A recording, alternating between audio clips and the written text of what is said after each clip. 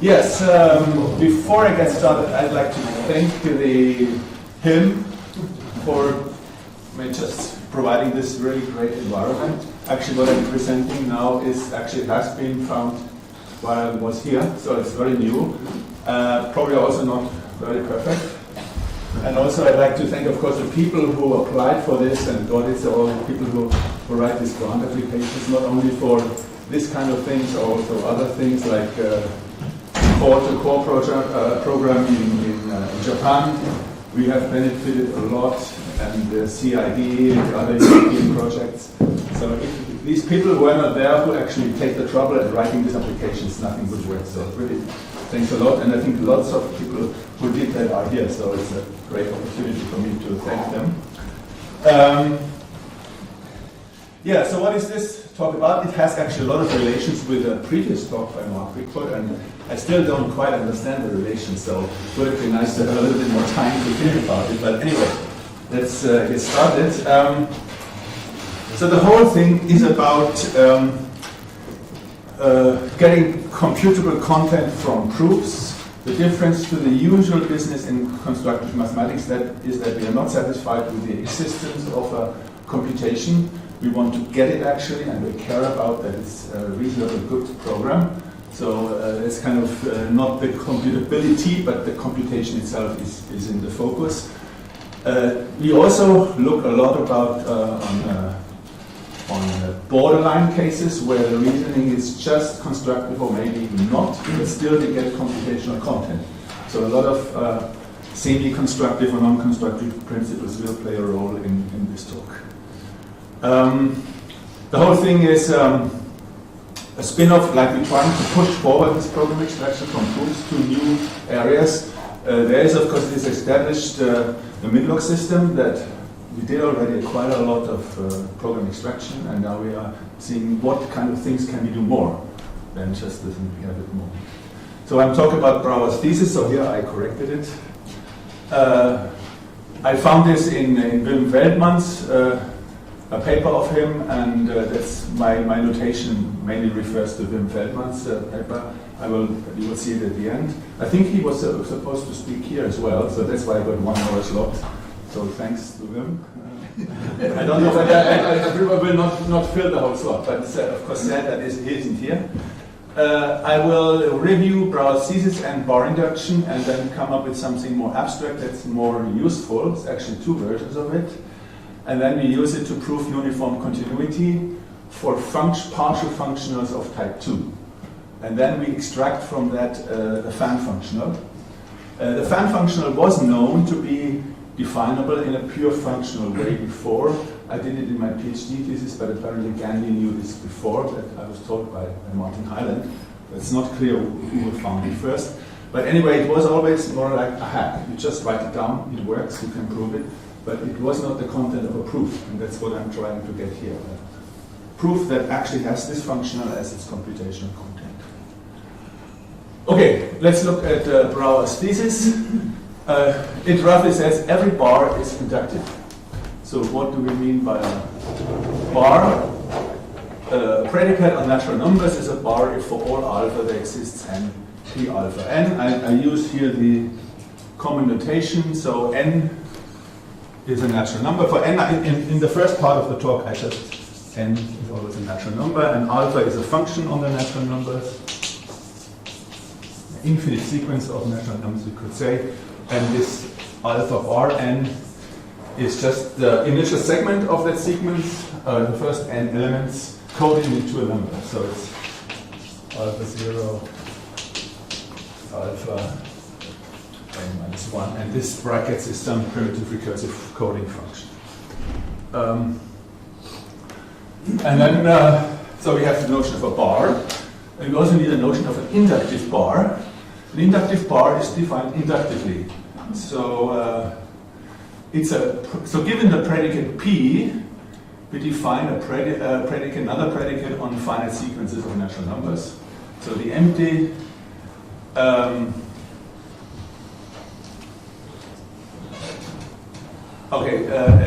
P is an inductive bar if this predicate holds for the empty sequence. Okay, that's how it did. And now we need to define what this is for an arbitrary sequence.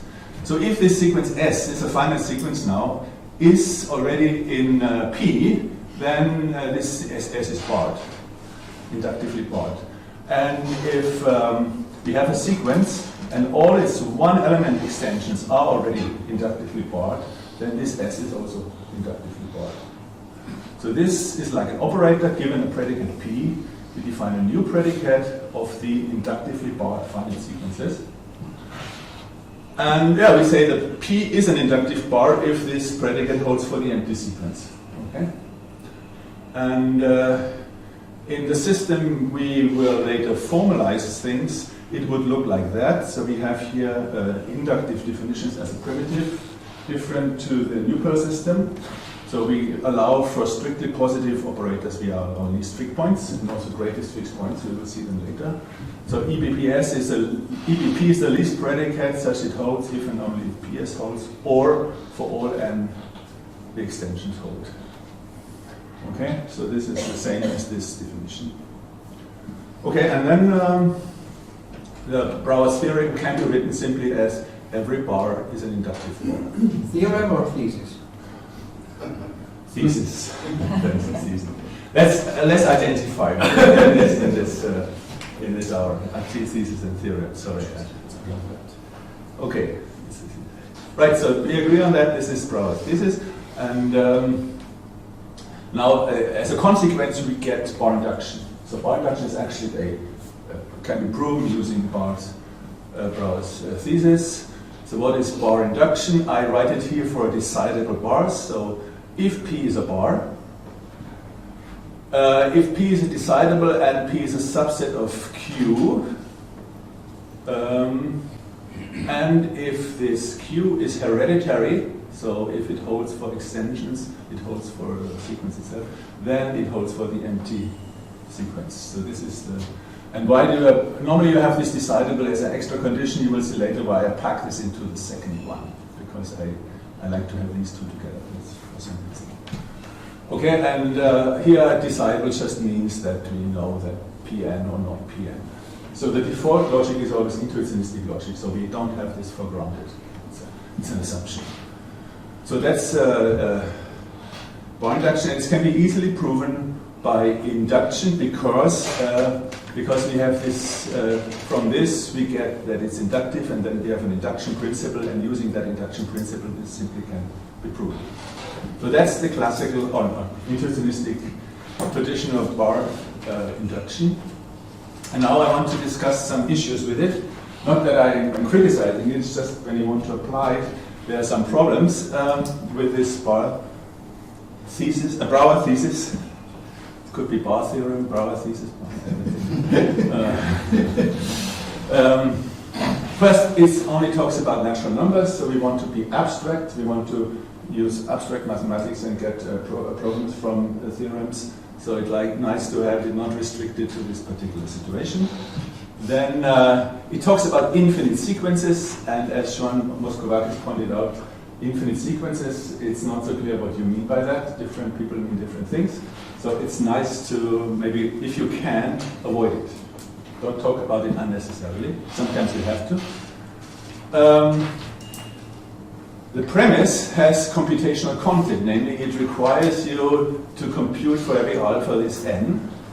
And in many situations you have such a premise, but you don't have this effectively. You have a weaker premise only. So this is too strong in many cases where you want to apply the Brouwer thesis. And the conclusion also has computational content, because you get a tree. So this is the computational content, because you have a, if you go back, don't go back too many. Proving IBPS has a computational content. It will give you a tree, and often this tree is unwanted. You don't want it. It's just a chunk in your program.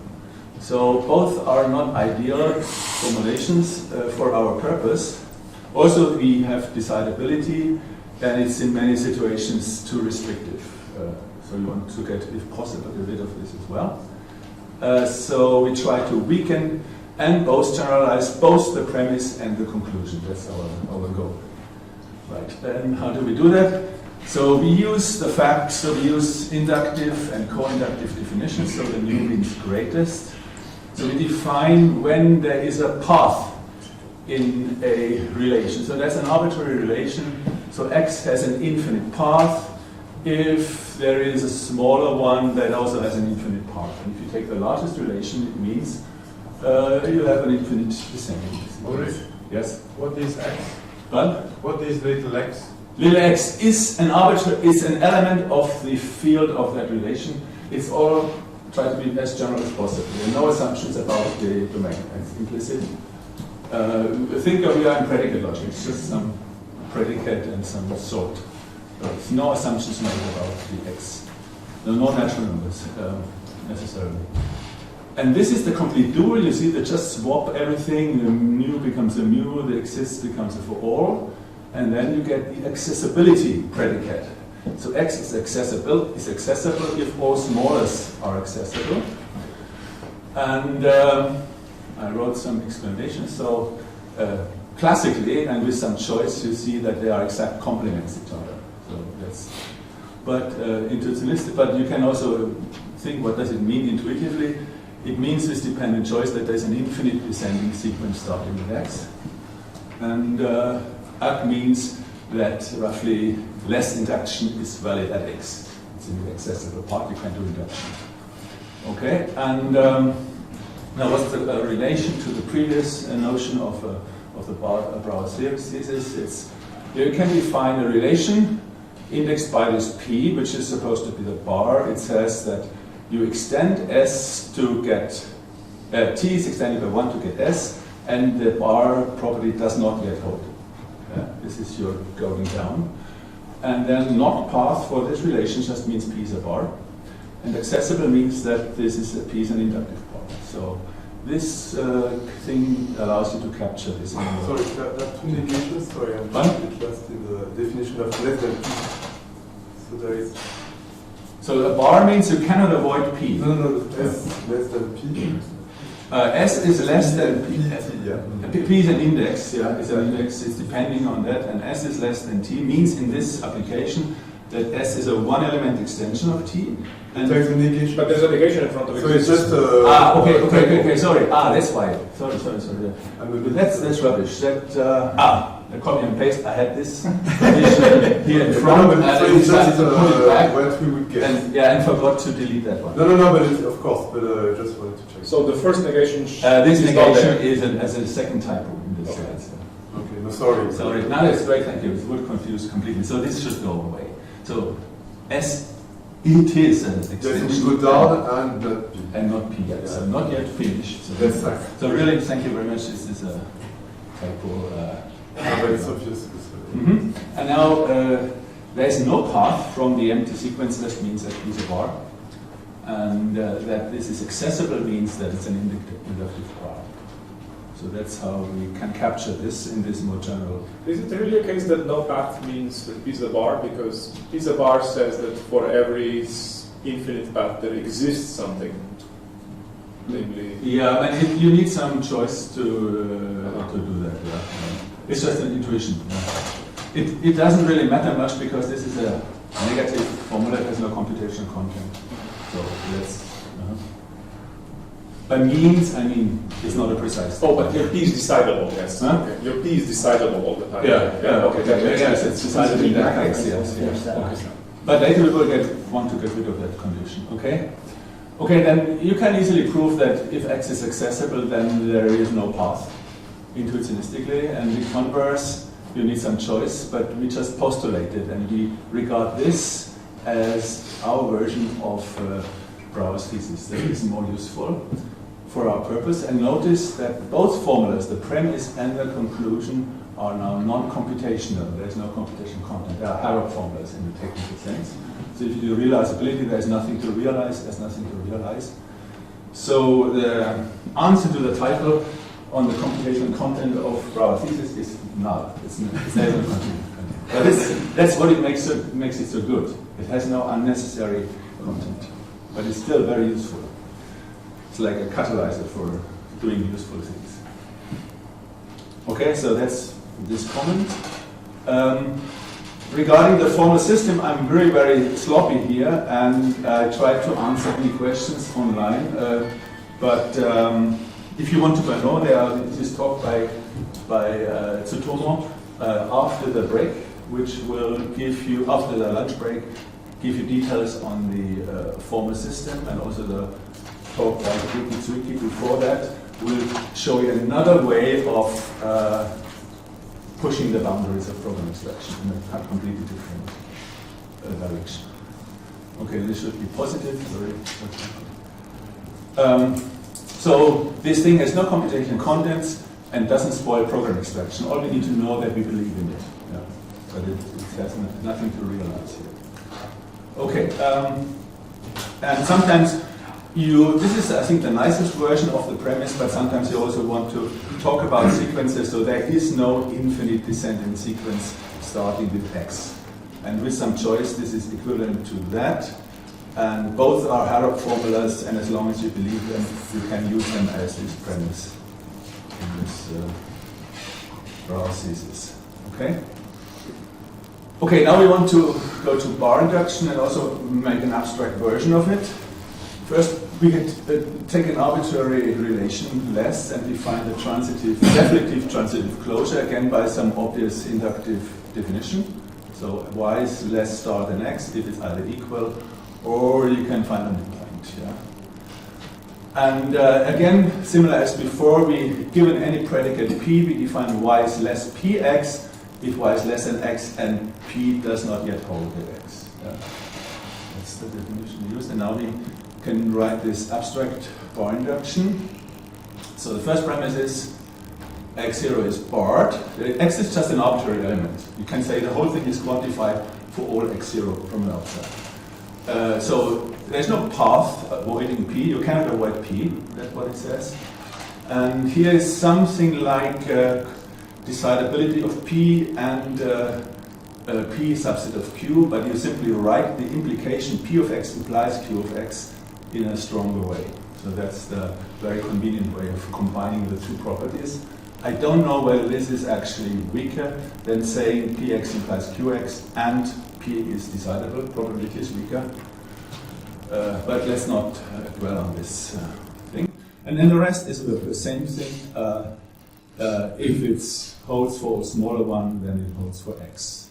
So this q must be progressive in a sense. Yeah? And if these three holds, then you have q of x.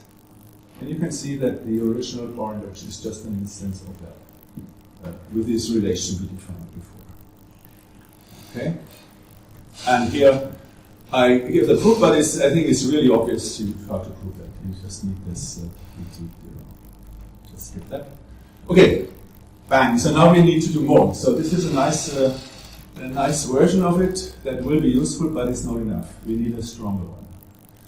And now let's do something extra. So in Nucal there's a squash, and there's this and that and this. And unfortunately, I hate to do it, but I have to add something. Apparently, I don't know, but it works with that. So for any formula, we introduce a new propositional operator bang A. And apologies to linear logic, it is not the bang of linear logic. It just was invented 2 days ago, and I didn't find another good symbol. So probably should be a different one. You could use umlaut. Yeah. You want to? Nobody reads it.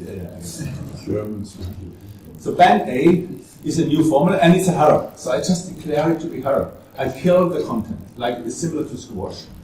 And now I need to say what does it mean that something realizes it. Yeah.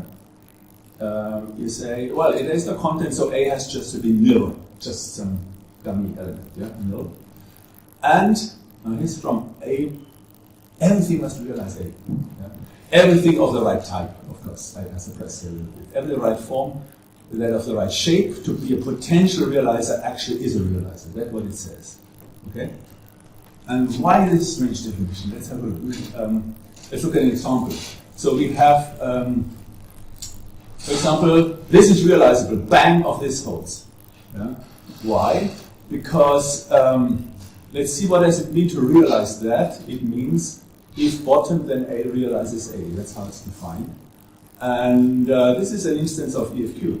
x bar is according to it. So that's always true. So every A realizes that, therefore nil realizes the bang. Okay? And this is a typical example. That's basically the motivating example for this bang. So intuitively, this expresses that A is true, which means realizable for trivial reasons, for if Q reasons. There's nothing to trivial reasons. It's true. That's this bang. And now we need to reason with that. So here I wrote some rules, and probably it's not a complete rule, but that's all we need. And plus one on the next slide. So if A is a Harrop formula, then we can bang it, because anyway there's only one realizer, possible shape of realizer, so it's trivial. Then here we can move this bang outside, and we can always move the bangs outside. Yeah, that's what it says. We can move bangs outside. So this is easy to verify that rules are realizable. But there's more, and here's the clue. That's why it's interesting. This is realizable. It's a version of the law of excluded middle, so there's no restriction on for A and B. So if not A implies B and A implies B, then B. If I didn't have the bang, this would be full law of excluded middle, the way of writing it. So I can prove something by making case analysis an arbitrary proposition, but now I have the bang, and the bang makes it realizable. And let's see why. So all the rules for bang, this one and the previous one, are realizable. So let's only look at this one. So assume we have a realizer of both premises. So this one means A realizes not A implies B. So not A is Harrop. There's nothing to realize. And this is anyway Harrop, because that's Harrop. And if something implies Harrop is Harrop again. So we assume that we have realizers of the two premises. This means the following. If A is not realizable, not exists C realizes A, then A realizes B. And if there exists a realizer of A, then this is realized. So for all B, B realizes B. Okay, and now we can take that A we have here as a realizer of the conclusion. Because we do, of course, we are naughty, we use the law of excluded middle on the meta level. Yeah? We don't have to realize, just as the truth. We have to believe in it. So either this is true, then it's a realizer, or that is true, and then everything is a realizer. So it's very easy. But it's actually extremely useful, and this is the key to the whole enterprise here. Okay? And now we have the band bar induction. It's the same as before, except for two. Here we used to have not P of x or Q of x, so this strong implication. And here we have the normal implication, but we have a bang here. And there were no condition on P. P does not have to be decided, not required. Okay, so that's this banged induction. And of course you have to prove it to be able to extract something. And again we show that it implies it.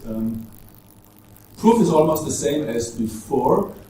The only thing is we use law of excluded middle to do a case analysis on whether Px holds using 2. Yeah?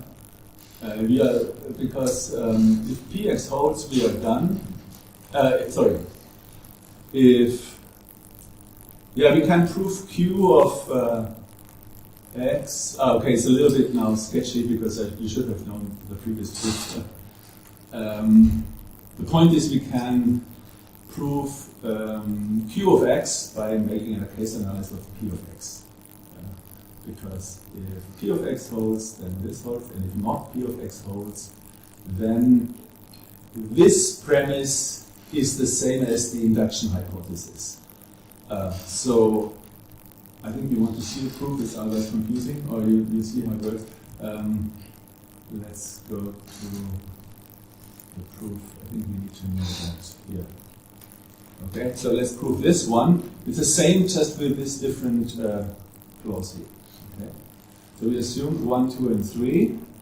And then we know by this BT0 that actually is accessible. So we can prove this by well-founded induction. So on this predicate. Yeah. Everything that's accessible, it has Q, and we can use induction. So the induction hypothesis then for all smaller x, q of y holds already, where smaller means this predicate, of course. Yeah? This is our predicate. Okay? We have to show q of x. So we do a case analysis according to 2. Yeah? So if q of x holds, we are done. That's what we want to prove. If not p of x holds, then this here is the same as this. Yeah? If p of x is false, because then this is the same as that. Okay. So then we have induction hypothesis and we can go through. Right. And this is the inductive proof, and now the same proof works, but we use here case analysis. We don't have this not p of x or q of x. Instead of we use this thing here. Otherwise the proof is the same. Okay. But for this we need this line. And there's another remark. Notice that everything is Harrow. These two are Harrow. The only non-Harrow is this one. So the extracted program is this. And I think you saw this equation already on Mark's thing. This is the thing. There is no stopping condition. It just recurs. It's just insane. And it still recurs and it works. Yeah? Only this gives you the step function. You don't need this or that. In the original Bar Induction, both had content, and you were allowed to use both of these contents as well. Okay? So we have a much stronger and nicer principle with a nicer realization. Right. Now let's come to an application. We want to prove uniform continuity. So the aim is to show that every total continuous functional f on bare space is uniformly continuous. We want to extract from the proof a program which computes the minimal modulus of uniform continuity. Let's briefly sketch the language we're using. So think about first of all a language with least and greatest fixed points. Excuse me, Ulrich? Yes? What do you mean uniform? In fact, the way this reads is strange because bare space is n to the n. Yeah. Another type. Sorry, counter space. I have a counter weakness. I like left and right, so it's counter space. Sorry, counter space. The worst type you can. It's counter space. In Russian, constructivism. No. Sorry. It's counter space. It's counter space. Sorry, it was last night, very late. It's counter space. Yeah, please. So we have the usual thing we need, some function symbols and relation symbol. We will see what we need. It's very basic what we need. And we use the natural numbers as an inductively defined predicate. So, and x is natural if it's 0, or predecessor is natural. Now we define the things we need to define what is a functional of type 2. So everything takes place in the partial functionals. And then we define the totals as a subset. So first, the total booleans are simply 0 or 1. The partial booleans are x's which, if they are not bottom, then they are a boolean. Okay? X is not bottom implies x is 0 or x is 1. Here is a terrible overloading. So we have bottom as a symbol for non-termination, so undefined, and as falsity. So you could write things like bottom implies bottom. It makes sense in this talk. So here bottom is the falsity formula, and here is the undefined. It's of course terrible, but it's for you a task to not confuse the thing. So this is an element, and this is the false formula. Sorry for that. Okay. And this even means this implies bottom. Okay, sorry. And it's important that we define it that way. We could have also defined x is equal to bottom or b of x. That would be too strong. Then we would make a decision, and we of course we can't decide that. And this is obvious. So function b1, every natural number is mapped to a partial Boolean. 2, every type 1 object is mapped to a partial Boolean. Okay? So it's this is now partial counter space, you could say here, and these are the functions on partial counter space. Partial functions on partial counter space. Okay, and we could here replace this type here by partial natural numbers. It wouldn't make much difference. It's just easier to. You don't have to have an extra type. We could generalize it. But here, of course, it's important that we have Cantor space and not Bell space. So this has to be true. We define the specialization order, you know, from domain theory. So x is less than y. If x is not bottom, then they must be equal. Again, everything is defined in a Harrop way. There's no or to the right of an implication. And the pointwise order here we use for sequences. And we define when is f monotone, is everything what you expect. If alpha is less than b, then f alpha is less than f of b. These are different lessons, but I don't bother writing an index, it's clear. Then fin means finitary. This is the essential ingredients of continuity. So take any sequence, alpha, and cut it off at n. And so cutting off at n means you leave it untouched below n, but afterwards you set it to bottom. Cutting off, and the rest is bottom. It's still infinite, but undefined beyond n. So if this never gives you a result, if these are all bottom, then also f of alpha is bottom. So it's also in a weak way, so we don't claim the existence. So you could also write it the other way around. But this is the way to do. And then continuity means just monotone and finitary. That's our definition of continuity. Everything is Harrop. Nothing has computational content, except, of course, these predicates. Because there's the Booleans, and the Booleans have content. Yeah? But all these other predicates are Harrop. Total is the expected thing. A function is total when it maps total to total. Alpha is. We don't say it in Boolean, we say it not bottom. So again, there's no content. And it's just aggregation. We omit the bottom if we mean that alpha is total as well. But in this predicate, only this has the content, and this is just an extra property. And the same for this. So omitting the bottom means it's there and total. Total 2, sorry. Okay, and then we come to uniform continuity. Now we have make a strong definition. So a function is uniformly continuous with modulus n if for all alpha beta total elements of total Cantor space if they coincide up to n, then the values are the same. Yeah? That's the modulus of uniform continuity. And we just omit the n means there exists an n. So this is now, there's a task to do. You have to compute the n if you want to prove that. Yeah? Okay, so this is uniform continuity. And now we want to prove that every f in B2 which is total and continuous, so no computational content given, but then you get uniformly continuous and you get actually a function that takes the f and computes the n. And it even computes the minimal n. I didn't put it into the definition because it makes it a bit complicated, and but in fact you could add it. Okay, now how do you do the proof? First you prove something else. You show that you can decide whether a function is constant or not, because that's the key to the thing. So B star is the set of finite total Booleans, finite sequences of total Booleans. So this can be defined like that, inductively. Either it's empty or it's obtained by adding a Boolean to another already total sequence. Basically, the set of strings. And then when is f constant? So the idea is f is constant on all sequences extending s. Right?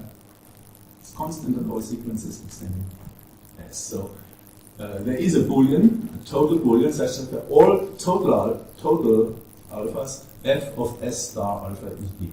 S star alpha is also the usual definition. It's the infinite sequence where you start with s and then continue with alpha.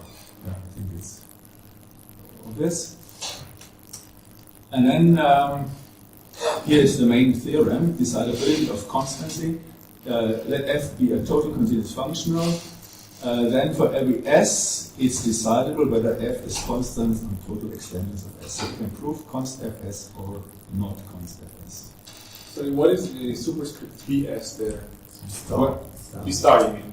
S is an element, low, in the theorem. Second line of theorem. This. That's a star. Star. It should be a star. Sorry. Okay. Fifth title. B star. Yeah, B star. This is one. Thank you. Right. Another thing? Right. Now, here's the crucial thing of the whole thing. So let's call a sequence. So we fix F. We don't mention it now in the predicates or so. It's always fixed F. F is a total continuous F. So S is secured. Of course, in this way to F. Yeah. If F applied to S and then follow it with bottoms only, is already defined. So it's not bottom. And we say it's secured. And yeah, this is the same relation we had before. So S is more than T if S is a one-point extension of T. And we could say that now B star of S holds if S is less star of MT. That's obvious, yeah? Just to bring it into the bar abstract formulation context. Yeah? Now the crucial thing is a version of the Drinker formula. The Drinker formula says one version of it. If there is in the pub any guys who drink, then you find that guy. He will be in any group there is a drinker, he is there. Yeah? He will drink every night. So this is the drinker here, alpha. Alpha is a drinker, a very bad drinker. So if there's anybody drinking at all, then alpha will drink it well. Yeah? So that's the drinker. And we also require that Fs of star alpha is defined. Okay. Intuitively, it means if you can achieve the value B at all, it will be achieved by alpha. It's the best guess, best closest we can get to B by this one. Yeah? If this doesn't achieve beta, then it's impossible to achieve it. And we define QB of S. This is then the Q featuring in the Bar Induction. That there is an alpha. It's not totally necessary. It's just that which is a drinker, which gets as close to B as possible. So always on extensions of S. That's where the S comes in. And then we prove that QBS holds for every B and B. And this is being proven by banked Bar Induction on this order. So this predicate is now the secured predicate. You know, there was this index P, and this is now secured. Okay, and this is not a decidable predicate, for example, P. Yeah? So being secured is not decidable. So we have to show these things. This first holds because it's continuous, it's not hard to see. This is the crucial one, and this is the step thing, which is not hard to do, but this is the crucial one, the second one. And here you see that actually, if it's secured, then this holds for trivial reason, because F doesn't look into the rest at all. So I don't want to go to, but here are the rules mentioned that are used. Maybe it's too much in talk to go through this in detail. Does that completely can't move it. It holds for trivial reason. So, and the 3 is fairly easy, but it's a bit combinatorial. You have to decide, you have to extend this S. You have to find your alpha. Let's remember what was the predicate here. It says there is a drinker. Yeah, that's what this says. Something that comes as close to B as possible. And well, you have already drinkers by induction hypothesis for S0 and S1, and then you need to decide how to produce your drinker, and you try. If that one works, you take 0, 1, and if it's not work, you take the other one. It's not difficult. Okay. And then you have this drinker, and of course the drinker tells you whether it's constant. Yeah. So you take the value of f alpha 0 and f alpha 1. You take the two values for B, and it's constant if and only if they are equal. This is a way of deciding whether the function is constant or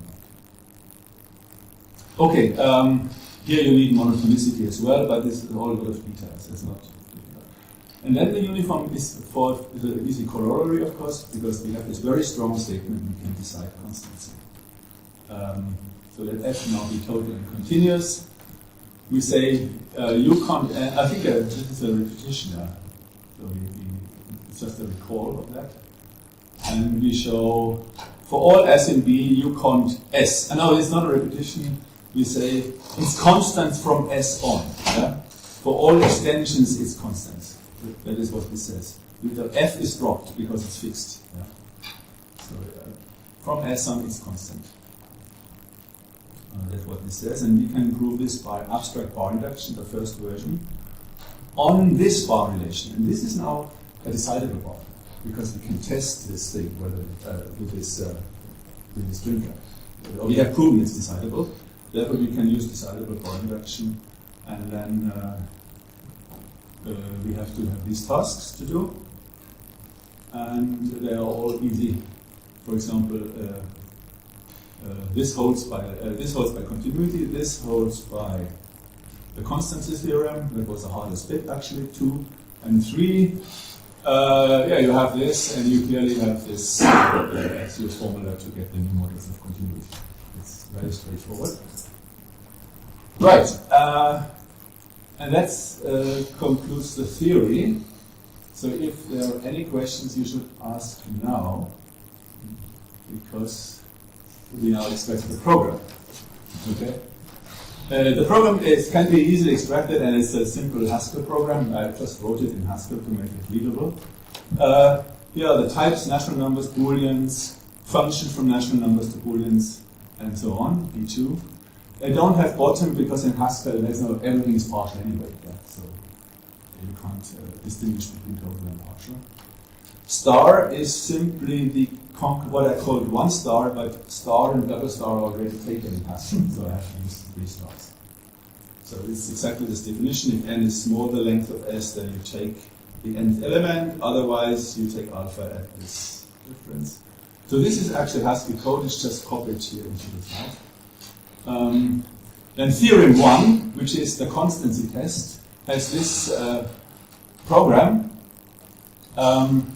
F of S is F of S star claim 0S, whether it's equal to Fs star claim 1S. There was this claim we had to prove. This is the drinker thing. And this computes the drinker. I could have called it drinker here. And the drinker, here is where the insanity happens. You define it by recursion. And the recursive call is made right at the beginning. You first make a recursive call with a longer sequence. Yeah? There's no stopping condition. You just make a recursive. S becomes S0, S1. And but the crucial thing is you use this only as an argument of F. Okay? You test whether this has to be defined. And now we use the continuity of F is used. But it's implicit. Yeah? So the program doesn't need any modulus of continuity of F or any other intentional information effect. It's a pure extensional type 2 function. Okay, so that's the drinker. So here's where the strange thing happens. And then the other one is very easy. You have a loop, and you just do this nice business. That's very trivial. Okay, that's the program. Here's the last chance to ask questions, because now we're getting faster. Okay. We want to use this theorem too to compute the models of uniform continuity, and you have to guess what the result will be. So it's just to test the understanding. So we have here the functional that takes an input alpha and returns 0. It doesn't use the alpha at all. So what is the modulus of uniform continuity? 0. It doesn't need anything of the input. Here we have constant 1. What's now? It's a trick. 0 again, yeah. It doesn't matter. It's just 1. But here is a different answer. Alpha 1. 2. Yeah, so because it needs to look at 0 and 1. Yeah. The first 2 values are needed. But 1 off is okay. But this is harder. You take alpha as all numbers from 0 to 5. You get a list of booleans. You sum them up and then use it again as an argument for alpha. So what's the modulus? But you could guess. I mean, It's 7. Yeah. And here is even harder. Here you have here twice of it, and it's 17. And here you have the 2 in the argument, and it's 15. It's just to demonstrate that this thing works actually. You can cook up, and then maybe you can come up over the lunch break with a nasty one, a nasty operator for f, which gives it a hard time to find the models of continuity. So this, in milliseconds, it checks all the uncountably many alphas, how much it uses, and in milliseconds it uses the results. It actually works. So it's an insane program that actually runs smoothly. And I guess you can do the same thing in your system. It would be interesting how to do it. So if you want an insane one, I have a blog post in which I construct a bijection between these functionals and natural numbers. And because 2 to the n is isomorphic to n by your theorems. And so you can test this with quick check or any other way. You just test for all numbers up to something. You convert each number to a functional. And you have a kind of not exhaustive, but a quite covering testing. And you can just like write a number down that is like one screen full of digits, and that's going to give you some function. That's going to be a difficult case. Okay, I'm curious how it works. Yeah. Okay. Let's come to the conclusion. I think one moral is that the fine-grained control of computational content, what we did with the bank, for example, we added something to have more control, is really not only needed to optimize programs, you get new programs. You get more things, you can do more than you couldn't do before. And limited use of classical logic seems to be required, although I have no proof that it's necessary, but it makes things very easy. So we have to believe in determination, and Dirk's questionnaire, everybody believes in the classical determination anyway, so it's fine. And this Harrop of Prowess Thesis and the bank Bar Induction, I'm now optimistic we can also extract maybe the Berger Besenpocon function, famous realizer of dependent choice, which is all far up to now is a hack. You write it down and it works, but you don't know which proofs it comes from. That might be really cool to do that. And maybe also other ones could be now extracted, because we have now more powerful. Berger. Sorry, yes, Berger. And it's missing. Berger really exists as well. Are there any Italians called Berger? Yes, he's Berger. Okay, so it's Berger. No. Berger. Berardi. It's Berardi. It's Italian. The stress is on the R. He's arguing about pronunciation. Yeah. But you're arguing about missing letters. Yeah. Okay. It's Berardi. Yeah. Okay, so here are some references. These are your papers, and this is the paper I learned a lot of Prowess Thesis from Wim Feldman. This is the Milnock system, where you find a lot of case studies, and also literature and papers and manuals. And here is the thing where I wrote down this version of the fan functionals by hacking it. No idea that it comes from a proof. But as I said, apparently Gandhi knew this before. It's not new. And here are some other papers that might be useful to learn about program extraction. And these are the talks I would recommend. So this is another way of pushing the boundary of program extraction forward by Hideki Tsuiki. And then by Tsutomo, this is, you learn more about the formal setting, and maybe it's easier to compare them with what is happening in the code. Thanks.